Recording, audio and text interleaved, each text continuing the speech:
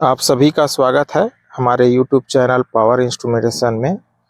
इस चैनल पे हम पावर प्लांट में यूज़ होने वाले इंस्ट्रूमेंट के बारे में डिस्कस करते हैं। अभी हम डिस्कस कर रहे हैं कोल फीडर के बारे में। कोल फीडर का जो ट्रिपिंग सिस्टम है उसके बारे में पिछले वीडियो में हमने डिस्कस किया था टेक फीडबैक ट्रिप के बारे में। इस वीडियो में हम डिस्कस करेंगे मोटर स्टार्ट ट्रिप के बारे में। मोटर स्टार्ट ट्रिप नॉर्मली दो कारणों से होता है। एक होता है कमांड के ना जाने की वजह से और दूसरा होता है हमारा जो फीडबैक है वो हमको ना मिलने की वजह से।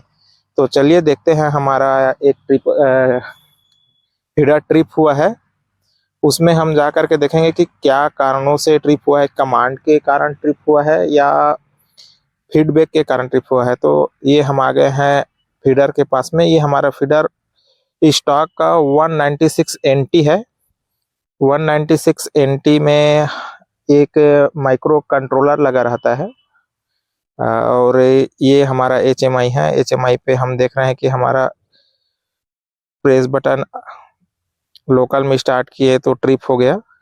तो ट्रिप क्या कारणों से हुआ उसको एरर रिकॉल में बटन को प्रेस करके चेक करेंगे कि एरर रिकॉल जो दिख रहा है उस बटन को प्रेस करने पे हमारा जो लास्ट टाइम जो ट्रिप हुआ है वो हमारा 0 पोजीशन पे दिखाता है। तो ये देखिए 0 पोजीशन पे हमारा ट्रिप हुआ है मोटर स्टार्टर ट्रिप। तो मोटर स्टार्टर ट्रिप के बारे में हम जैसे मैं बताया था वो नॉर्मली कमांड के वजह से होता है। तो कमांड हमारा जो मेनली 2-3 रिले लगे हैं वो रिले के थ्रू जाता है, या तो फिर जो वोल्टेज हमको मोटर को स्टार्ट करने के लिए जो VFD को स्टार्ट करने के लिए जो सप्लाई जो जाना है VFD में, वो अगर किसी केबल वगैरह ब्रेक हो गया है या कुछ हो गया है उसके वजह से हमको प्रॉब्लम होता है। तो अभी हम देखते हैं कि ये हमारा जो रिले है ये रिले आ गया। तो हमारा जो फर्स्ट रिले है और जो लास्ट रिले है उस पे नॉर्मली हमारा जो कमांड है वो जाता है। फर्स्ट रिले पे हमारा मोटर को स्टार्ट करने के लिए कमांड जाता है। ये जो सर्कल में जो दिख रहा है वो हमारा स्टार्ट रिले है। जब भी हम फीडर को स्टार्ट करेंगे तो हमारा फीडर है वो स्टार्ट रिले के थ्रू ही स्टार्ट होता है।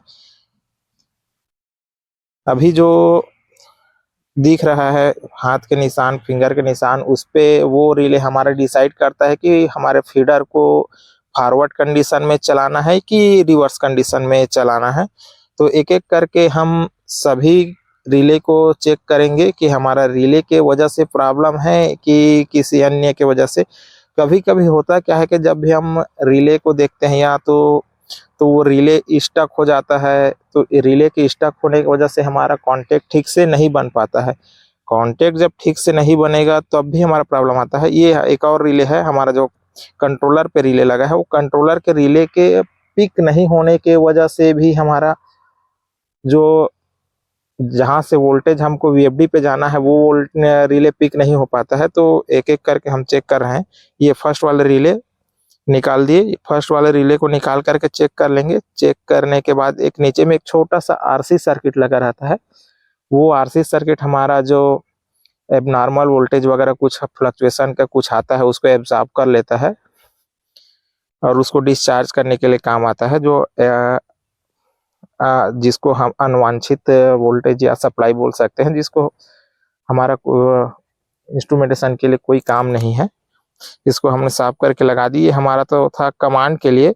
अब ये हमारा जो लास्ट वाला रिले है उस रिले पे हमारा फॉरवर्ड एंड रिवर्स मोड पे चलाने के लिए काम आता है। जैसे हम फॉरवर्ड चला रहे हैं कि रिवर्स चला रहे हैं ये निर्धारित हमारा लास्ट रिले के थ्रू होता है।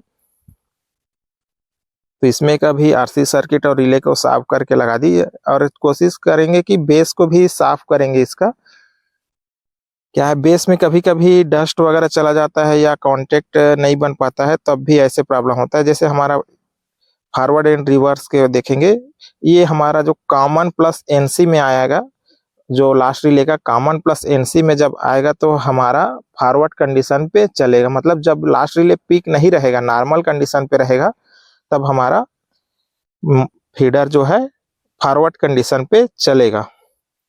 जैसे ही हमारा जो कॉन्टेक्ट चेंज ओवर होगा, रिवर्स में चलाना है, तो हमारा जो लास्ट रिले का कॉन्टेक्ट है वो कॉमन प्लस एनो में कनेक्ट होगा, तब जा करके हमारा फीडर फॉरवर्ड कंडीशन पे चलेगा। ठीक है, अभी देख लिए, अभी दोनों को साफ कर लिए। साफ करने के बाद में, अच्छे से चेक करने के बाद में, फीडर को फिर से स्टार्ट करके देखते हैं कि फीडर स्टार्ट हो पाता है कि नहीं हो पाता है।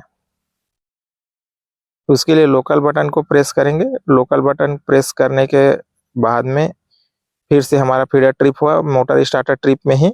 तो अभी हम मोटर स्टार्टर ट्रिप में ही तो फिर से चेक करेंगे कि अभी दोनों रिले तो चेक कर लिए, अब हमारा जो माइक्रो कंट्रोलर पे रिले लगा रहता है उसको भी चेक कर लेंगे, क्या है माइक्रो कंट्रोलर का भी रिले माल फंक्शनिंग या कर सकता है। तो ऊपर जो सेकेंड वाला रिले जो दिख रहा है माइक्रो कंट्रोलर का, जो हमारा जो पावर कैबिनेट है, पावर का सप्लाई का, पावर सप्लाई जो हमारा रिले के थ्रू हमारा अलग अलग चीज़ों के लिए ट्रिपिंग वगैरह का जो रिले है वो सब इसी में है।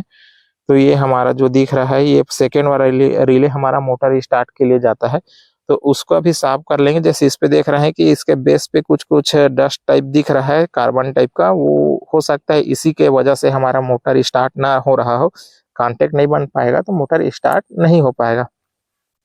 तो उसको अच्छे से साफ कर लेंगे। साफ करने के बाद हम इसको लगा रहे हैं। लगाने के बाद फिर से ये चालू करके देखेंगे कि हमारा मोटर स्टार्ट हुआ कि नहीं।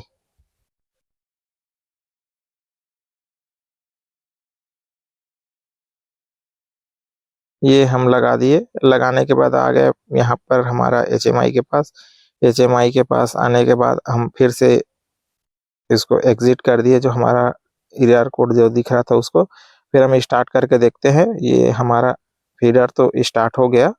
मतलब हमारा हो सकता है कि जो पैनल का रिले है, पैनल के रिले की वजह से ही हमारा फीडर स्टार्ट ना हो रहा हो। क्या है, कभी कभी कांटेक्ट नहीं बन पाने के वजह से हमारा सर्किट थ्रू नहीं कर पाता है, सप्लाई वहाँ हमारा जो VFD है वहाँ तक नहीं जा पाता है, इसकी वजह से हमारा फीडर ट्रिप हो जाता है। इसको हम जो फीडर का मोटर स्टार्टर ट्रिप है, ये तो हमारा कमांड से रिलेटेड प्रॉब्लम था। इसको हम कमांड के रिलेटेड प्रॉब्लम को इस तरीके से चेक कर सकते हैं। अगले वीडियो में हम बात करेंगे कि मोटर का जो फीडबैक के वजह से ट्रिप हुआ हो मोटर स्टार्टर ट्रिप, तो उसको हम कैसे चेक कर सकते हैं फीडबैक के कारण, उसको हम अगले वीडियो में डिस्कस करेंगे।